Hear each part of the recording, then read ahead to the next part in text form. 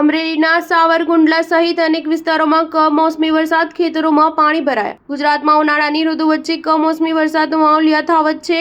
ત્યારે અમરેલી જિલ્લાના વિવિધ પંથકમાં સોમવારે ભારે પવન સાથે કમોસમી વરસાદ નોંધાયો હતો, જેના કારણે વાતાવરણમાં ઠંડક પ્રસરી હતી. પરંતુ ખેડૂતોના ઉનાળુ પાકને મોટા નુકસાનની ભીતિ છે.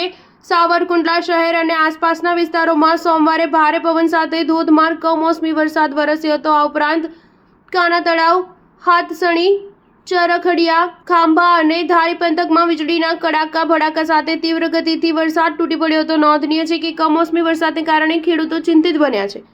આ સતત વરસાદી માહોલ ઉનાળુ પાકને નુકસાન સાબિત થઈ રહ્યું છે. ખેડૂતોને તેમના ઉનાળુ પાકમાં મોટા નુકસાન જવાની ભીતિ સેવાઈ રહી છે. હવામાન વિભાગ અનુસાર રાજકોટ, પોરબંદર, જૂનાગઢ, અમરેલી અને જૂનાગઢ જિલ્લામાં ભારે વરસાદ થઈ શકે છે, જ્યારે રાજ્યના અન્ય ભાગોમાં છૂટાછવાયા વરસાદ વરસી શકે છે.